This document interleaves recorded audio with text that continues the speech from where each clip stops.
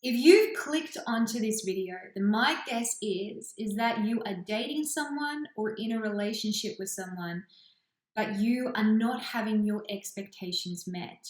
You're frustrated. Maybe even you're hurt. You might feel undervalued, or you're feeling that you're just going around in circles. How do you know if you should keep trying with him? I'm going to address that in this video to help give you some certainty and clarity so that you can work out whether or not you are in the right relationship with the right person.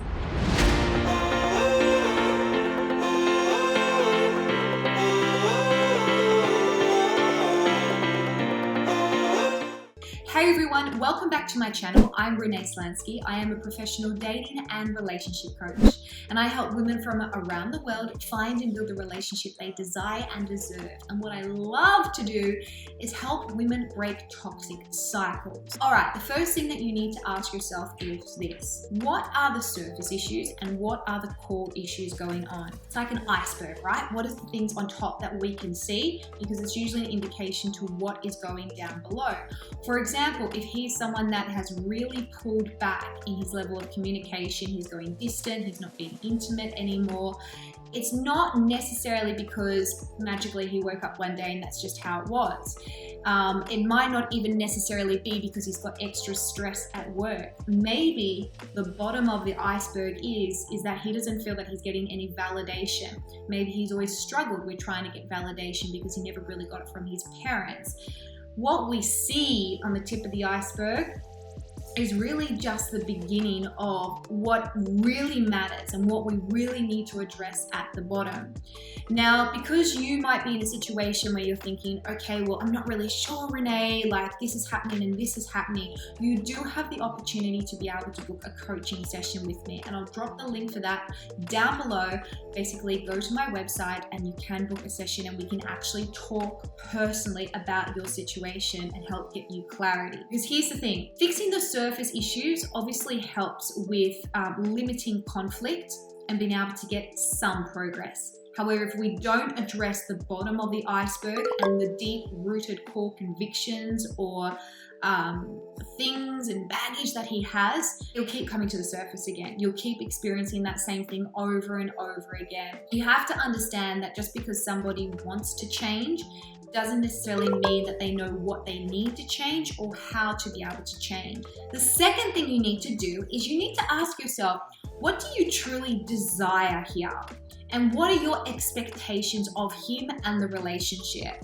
And this is something that I hope you would have asked yourself before you even got into a relationship. And the reason why is if we can be clear about what we need and what we want and what our expectations are of love and the person, it helps us choose someone who is able to be aligned with that. However, if you're in a position where they've changed or you didn't ask yourself that, then now's the opportunity to be able to do that. Asking yourself what it is that you truly desire gives yourself a chance to be real with who you are and real with what it is that you ultimately need to feel fulfilled in a relationship. And knowing whether or not your expectations are healthy and realistic or unhealthy and unrealistic will help work out whether or not this relationship should change or can change. What we tend to do, ladies, is we tend to go into a relationship wanting to change a man, wanting to fix a man, or we look at his potential rather than his patterns, and we turn him into a project.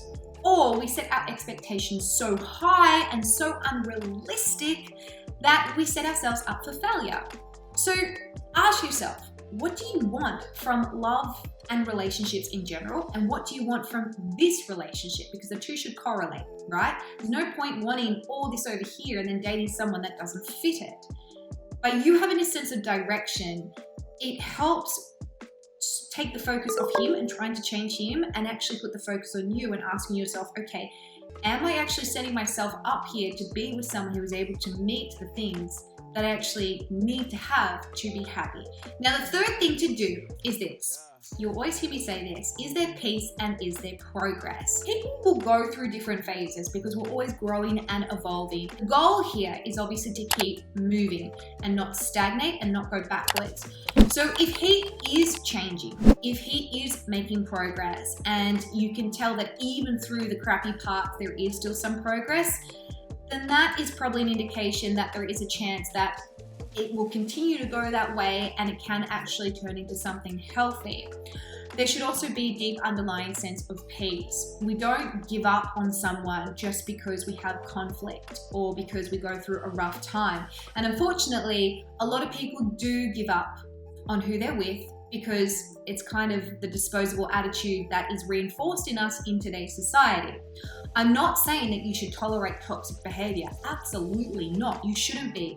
And if you are in a toxic relationship, I'm glad that you're watching this video because maybe you really needed to see it to understand that that isn't healthy and you should do something about it. However, I'm also saying that with relationships, we need to have some sort of grace. We need to have grace, but we need to have accountability. Are we actually going somewhere? Are we growing through what we're going through? Because that will help you work out whether or not A, he wants to be able to make it work, and B, more importantly, can he make it work? And I talk about this all the time. Can he actually make it work? Someone having a desire to change and want to make things work doesn't necessarily mean that they actually can. The fourth thing you need to do is you need to actually look at his level of investment.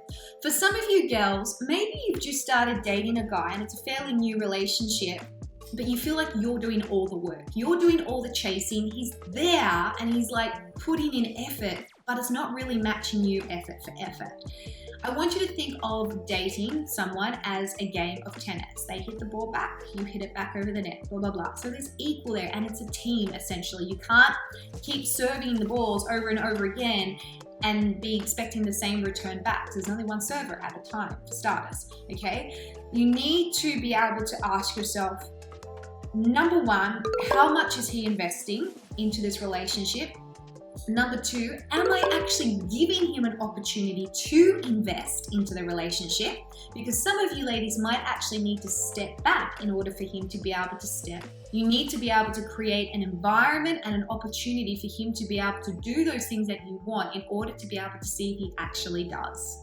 Okay, before I jump into number 5, I just want to jump in here right now and let you know that obviously I do coaching sessions, okay? The link for that is down below. And then I also have my 8-week course. If you're someone that is currently struggling with dating and you're really feeling that you are going around in cycles, you're constantly picking the wrong person, or you're finding that they break up with you and then marry the person after you, we need to talk. So I'll drop a link down below and you can check out my 8-week program and apply for it if you like. And that way we can know a little bit more about each other and how I can actually help you break this cycle. Okay, number 5, really, really important.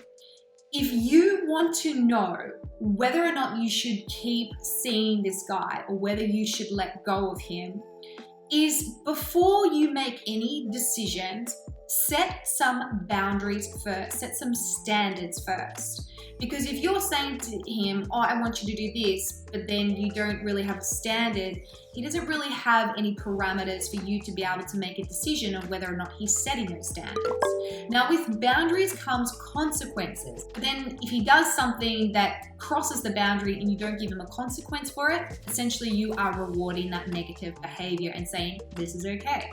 And it's not okay, because you're not happy and it's not fulfilling the relationship. So set those boundaries first.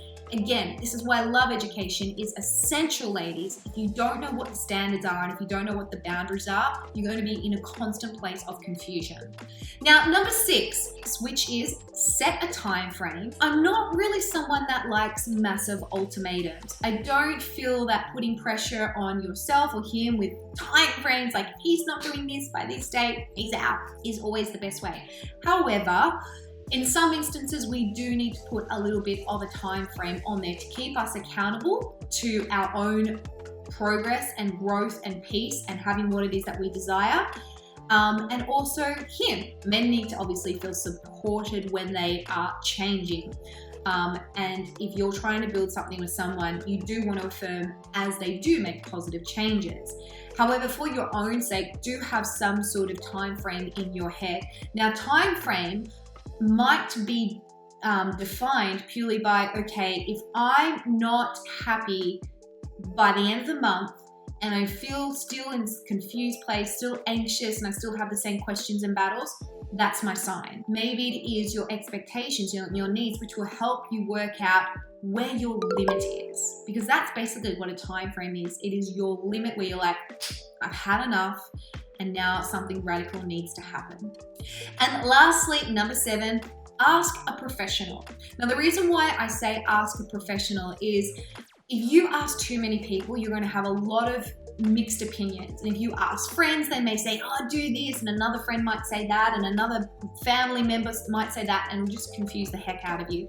So asking a professional means that you can have a guided, objective opinion on what will actually set you up to get that progress, because they're not, on your side, they're not on your boyfriend's side. They're basically going, this is the standard.